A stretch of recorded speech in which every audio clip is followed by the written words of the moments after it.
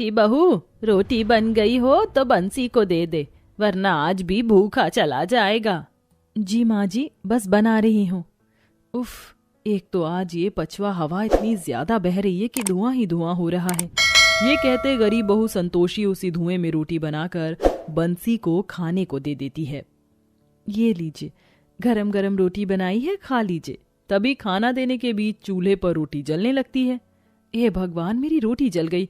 आह माँ, मेरा हाथ।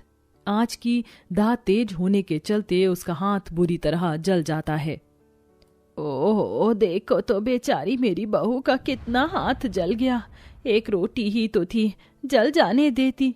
ये आप कह रही हैं माँ जी, जिन्होंने मुझे बतलाया है कि एक एक दाना कितने परिश्रम से कमाना पड़ता है।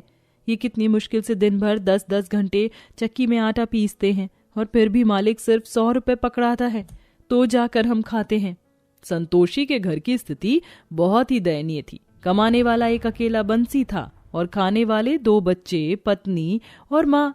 गुजारे के लिए एक झोपड़ी, कुछ कपड़े, माटी का चूल्हा और 2-4 बर्तन। उसी गरीबी में हर दिन रोटी बनाते हुए संतोषी का हाथ जल जाता था, जिसे देख गोलू और चिंकी रोने लगते हैं। दे तो बाबा, माँ का कितना हाथ जल गया है, माँ के लिए एक चिमटा खरीद कर ला दो। हाँ बेटा, बहू के लिए एक चिमटा खरीद ला। रोज हाथ जल जाता है, चूल्हे की आंच धीमी तो होती नहीं, लौ पकड़ लेती है। चिमटा रहेगा तो आराम से रोटी बना लेगी। ठीक है माँ, ले आऊंगा चिमटा, आप चिंता मत करो। बंसी काम पर आ जाता है। जहाँ कुर्सी पर चश्मा चढ़ाए बैठा मालिक उसे बहुत खरी खोटी सुनाता है। आइए आइए मालिक साहब। क्यों रे बंसी, दिख रहा है 10 बज गए और तू अब आ रहा है सेठ राम की तरह। हाँ, तेरी वजह से मिल में आए 2 ग्राहक फिर चले गए। चल काम पर लग। बेचारा बंसी रोज ही मालिक की बातें सुनता था। वह पूरे दिन मिल में आटा पीसता और भारी भारी बोरी उठाता है। तभी शाम को वह पैसे मांगता है। मालिक, पैसे दे दीजिए। मैं वो कह रहा था, मुझे थोड़े पैसे बढ़ा कर दे दीजिए। रोज रोटी बनाने में मेरी पत्नी का हाथ जल जाता है, उसके लिए चिमटा खरीदना है। अरे मेरे पास पैसे का पेड़ थोड़े है जो तोड़ कर दे दूं। ये ले आज की दिहाड़ी। ये क्या मालिक, आप ये क्या दे रहे हैं? सिर्फ 50 रुपए? क्योंकि आज तू देर से आया था, इसलिए मैंने 50 रुपए काट लिए। देखिए मालिक, 10 साल से मैं आपके पास काम कर रहा हूँ, थोड़े पैसे बढ़ा दीजिए। 100 में परिवार का पेट नहीं चल पा रहा। अरे तो ढूंढ ले काम जाकर कहीं और, वैसे भी दुनिया काम की भूखी बैठी हुई है। मालिक की झाड़ खाकर बंसी घर चल देता है। दिन बीतते जाते हैं। हर बार रोटी बनाते बेचारी बहू का हाथ जल जाता और उसी में सब कुछ करने में उसे बहुत कठिनाई होती। मगर एक गृहिणी होते वह अपनी सास को तंग नहीं करना चाहती थी, इसलिए खुद में कठिनाइयां झेलती रही। तभी एक दिन गली में बर्तन बेचने वाला आता है। बर्तन ले लो, बर्तन। तभी बर्तन वाले को देख गोलू कहता है, चिंकी देख बहन, बर्तन वाला आया है, चल हमने जो पैसे जोड़े उससे माँ के लिए चिमटा खरीद कर लाते हैं। हाँ चलो भैया, हम माँ के लिए चिमटा खरीद लेंगे, फिर माँ का हाथ नहीं जलेगा। गोलू भोलेपन में बर्तन वाले को 5 रुपए देकर कहता है, ये लो अंकल पैसे, मुझे वो चिमटा चाहिए। अरे ओ गरीब की औलाद, 5 रुपए में चिमटा थोड़ी आता है, 10 रुपए हर माल समझा है क्या? कि जिद करने पर आदमी उसे दूर धक्का मार देता है। ले, मिल गया चिमटा, भिखारी की औलाद, चल भाग यहाँ से। अपने बच्चों को ऐसे दुत्कारता देखकर सास बहू का दिल निकल आता है। संतोषी रो पड़ती है। बच्चों चलो घर में चलो, मुझे चिमटा नहीं चाहिए। जाने भगवान कहाँ सोया हुआ है, वो हमारे गरीब घर के दुख कब हरेगा। यूं ही दिन बीतते जाते हैं। एक दिन संतोषी जंगल जा रही थी, तभी वह एक बुढ़िया को देखती है जिसके सर पर भारी बोझा होता है। लगता है वो बोझा बूढ़ी अम्मा से उठ नहीं रहा। लाइए अम्मा, मैं छोड़ देती हूँ, आप मुझे घर बता दीजिए। बस यहीं पास में मेरी झोपड़ी है। बहू बोझा उठाकर बुढ़िया की झोपड़ी तक लाती है, जिससे उसके हाथों का फोड़ा फूट जाता है। हे भगवान, बिटिया तुझे तो कितनी लगी होगी, तेरी शक्ल पे तो परेशानी सी दिख रही है। तूने मेरी मदद की, अपनी परेशानी नहीं बताएगी? बूढ़ी अम्मा को क्या पता मैं तेरी कोई मदद कर सकूं। संतोषी सब कुछ उसे बताती है। बिटिया, जंगल से थोड़ी दूर एक झोपड़ी है।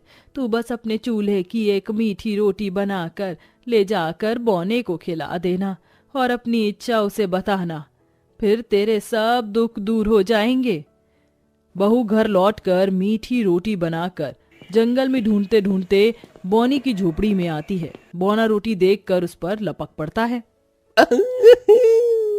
क्या बात है, इतनी मीठी रोटी तो मैंने पहली बार खाई है, स्वाद आ गया। कहो तुम्हें क्या चाहिए? मुझे एक चिमटा चाहिए ताकि रोटी पकाने में मेरा हाथ फिर कभी ना जले। बौना उसे जादुई चिमटा देता है। ये लो, ये जादुई चिमटा है। क्या जादुई चिमटा? तुम इस जादुई चिमटे से जो कुछ मांगोगी वो मिल जाएगा। बहू रास्ते भर जादुई चिमटे को निहारते हुए घर लाती है। अरे वाह माँ, तुम चिमटा ले आई, अब जल्दी से हमको रोटी पकाकर खिलाओ ना। बस अभी बनाती हूँ बिटिया।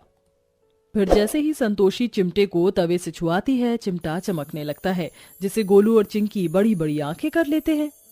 माँ, ये चिमटा अभी अलादीन के चिराग जैसी चमका था। बिल्कुल, तूने भी देखा ना? हाँ भैया, लगता है ये जादुई चिमटा है। इससे कुछ मांग कर देखते हैं। है जादुई चिमटे, मुझे पूरी कचौरी दो। चिंकी की फरमाइश करते ही जादुई चिमटा किसी सोने की तरह चमकते हुए अपने अंदर से पूरी कचौरी देता है। अरे वाह, ये तो सचमुच का जादुई चिमटा है। चिंकी के बाद बच्चे गोलू का मन उम्मीद से भर जाता है और वह भी अपने मन का खाना चिमटे से मांगता है। ऐ जादुई चिमटा, मुझे पकवान खाना है, मुझे ढेर सारे मीठे मीठे पकवान दो। इस बार जादुई चिमटे में से ढेर सारे मालपुए, गुजिया, खस्ता निकलता है, जिसे देख गोलू खुश हो जाता है। दोनों बच्चे हबड़ हबड़ कर खाने लगते हैं। अरे वाह, ये पकवान कितने स्वादिष्ट हैं। माँ, दादी माँ, आप भी खाओ। पर संतोषी अपने बच्चे के खिले चेहरे देखकर खुश थी। तभी गोमती ने जादुई चिमटे की ओर टकटकी लगाए हुए पूछा, बहू, तुझे जादुई चिमटा कहाँ से मिला? संतोषी अपनी सास को बूढ़ी अम्मा से मिलने से लेकर बौने के द्वारा दिए जादुई चिमटे की बात बताती है। इतने में गरीब बंसी चिंता में डूबा घर आता है। हाजी, आ गए आप, बताइए क्या बनाऊं आपके लिए? संतोषी, रो धोकर मालिक ने आज भी 50 रुपए दिए हैं, मुझे माफ कर देना। तुम्हारे ये गरीब पति घर की जिम्मेदारियां भी ठीक से नहीं उठा पा रहा और न तुम्हारे लिए एक चिमटा ही खरीद पाया। बंसी बिलख बिलख कर रोता है। तभी दोनों सास बहू से सहारा देती हैं। अजी, रोइए मत, अब आपको उस कंजूस सेठ के पास काम करने की जरूरत नहीं, हम अपना काम खोलेंगे। ये देखिए, मुझे जादुई चिमटा मिला है। क्या जादुई चिमटा? तभी बहू उसे जादू दिखाती है। आपको जो भी खाना है इस चिमटे से मांग कर देखिए। मुझे बाजरे की कुरकुरी रोटी चाहिए। ये कहकर बंसी टकटकी लगाए चिमटे को निहारने लगा और तभी उसमें से ढेर सारी बाजरे की रोटी बरसने लगी, जिसे वह बड़े चाव से खाता है। और फिर दोनों सास बहू सोच विचार कर कहती हैं, बहू, ये जादुई चिमटा हमें भले रुपया पैसा नहीं दे सकता, तो क्यों ना इसके जादू को काम में लें और हम तवा रोटी बनाकर बेचें। आजकल खाने का काम अच्छा चलता है। मेरी भी यही सोच है। उसे गरीब को भी खाना मिल पाएगा और हम थाली का दाम भी सस्ता रखेंगे ताकि सब खा सके। अगले दिन से दोनों सास बहू जादुई चिमटे की मदद से ढाबा खोलती हैं, जो कि अच्छा चल जाता है। ओ माता जी, एक थाली लगाना। जी भैया जी, अभी लगाती हूँ। एक थाली मुझे भी काकी, और गरम रोटी लाना। ठीक है भैया। कुछ भी कहो भैया, इन दोनों सास बहू के ढाबे के खाने का स्वाद होटल से भी बढ़िया है। ऐसा लगता है जादू है इनके हाथों में। और खाना भी उतना ही सस्ता है यहाँ। तारीफ सुनकर सास बहू मुस्कुराकर जादुई चिमटे को देखकर कहती हैं, शुक्रिया जादुई चिमटे, तुमने दुख और गरीबी के मोड़ पर हमारा बहुत साथ दिया। हम जिंदगी भर तुम्हारे शुक्रगुजार रहेंगे। दोनों सास बहू इसी तरह आगे भी जादुई चिमटे का अच्छा उपयोग करती हैं और बहुत जल्द आगे